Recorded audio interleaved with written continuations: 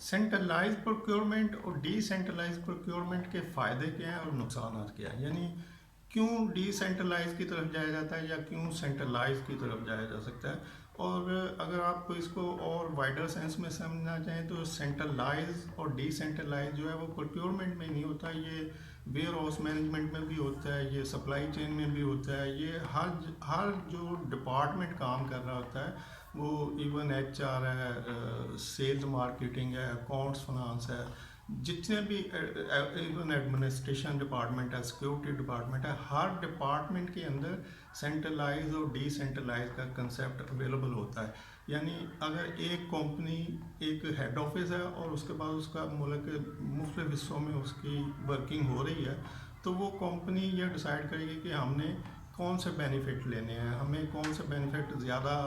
फ़ायदा दे रहे हैं, क्या हमें डिसेंट्रलाइज पे जाके ज़्यादा फ़ायदा मिल सकता है या हमें सेंट्रलाइज करने में ज़्यादा फ़ायदा मिल सकता है। जैसे बताया कि वेयर हाउस स्टोर जो हैं वो भी सेंट्रलाइज और डिसेंट्रलाइज होते हैं कि एक ही स्टोर हो पूरा हेड ऑफिस में जहाँ से मुख्तलिफ शॉप्स को सप्लाई हो, या हर शॉप का या आउटलेट का अलहदा से अपना स्टोर भी हो। तो ऐसे ही उनके HR की रिक्वायरमेंट है कि एक ही सेंट्रलाइज HR डिपार्टमेंट जो हेड ऑफिस से एम्प्लॉयज़ की हायरिंग करे और उनको डिफरेंट सिटी में भिजवा दें, या हर ऑफिस जो है डिफरेंट सिटीज़ में जो ऑफिस हैं वो अपने अपने एम्प्लॉयज़ को खुद ही हायर कर लें। तो अब देखते हैं कि इनके फ़ायदे क्या हैं और इनके नुकसान क्या हैं। नंबर वन फ़ायदा, वैसे तो बहुत सारे डिफरेंट फ़ायदे काउंट किए जा सकते हैं, लेकिन मैं आपको एक ही फ़ायदा और एक ही नुकसान रखता हूँ जो कि मेजर इसका एडवांटेज और डिसएडवांटेज है। तो जो मेजर एडवांटेज है सेंट्रलाइज करने का, वो प्रोक्योरमेंट हो या कोई और डिपार्टमेंट हो, वो ये है कि इसमें कॉस्ट सेविंग होती है। आपकी सारी रिक्वायरमेंट एक जगह इकट्ठी हो जाती हैं और फिर उनको एक ही जगह पे प्रोसेस किया जाता है। उससे इकोनॉमी स्केल का जो फॉर्मूला है कि ज़्यादा क्वांटिटी में चीज़ें परचेज होंगी तो उनकी कॉस्ट जो है आप कम रख सकते हैं या कम निगोशिएट कर सकते हैं। इसी तरह जो डिसएडवांटेज है वो इसकी स्पीड है कि जब सेंट्रलाइज चीज़ें होंगी तो उसकी स्पीड स्लो हो जाएगी। जैसे कराची वाले ऑफिस को अगर कुछ चाहिए तो वो लाहौर में अपने हेड ऑफिस को बताएगा और फिर हेड ऑफिस परचेज करेगा, फिर उसको कराची डिस्पैच करेगा। तो इसमें जो टाइम कंज्यूम होगा, जो गैप आएगा, उसमें हो सकता है वो चीज़ अपनी फादियत खो दे या उसकी रिक्वायरमेंट जल्दी हो। तो अब ये स्पीड अप नहीं हुआ। तो स्पीड अप जो है वो डिसेंट्रलाइज का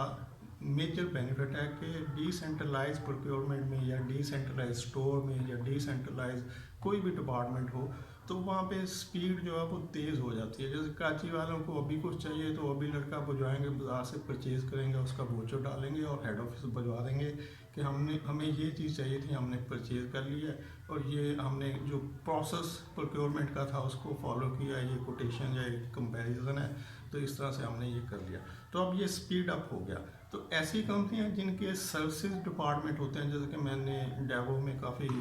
टाइम काम किया, तो वहाँ पे एक सेंट्रलाइज प्रोक्योरमेंट तो था लेकिन कुछ चीज़ों को डिसेंट्रलाइज भी किया गया था कि जो डिफरेंट सिटीज़ में उनके जो बस टर्मिनल है वहाँ पे कुछ ज़रूरत पड़ती है तो वो सेंट्रल प्रोक्योरमेंट डिपार्टमेंट को कांटेक्ट नहीं कर सकते थे कि हमें ये चीज़ चाहिए। जैसे कोई वॉश बेसन की टैप ख़राब हो गई है तो अब वो हेड ऑफिस को कहेंगे जी टैप खरीद के भिजवाएं, तो उसमें टाइम लगेगा। अब ये कस्टमर सर्विसेज टाइप का वर्किंग हो रही है कि लोग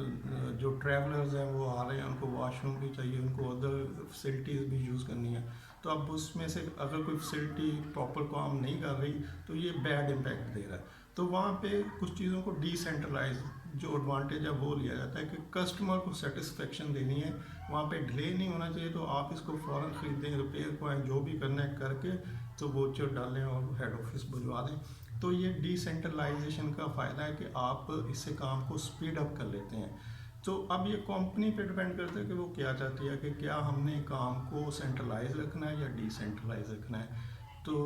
उस हिसाब से फिर वो डिसीजन कर लेते हैं।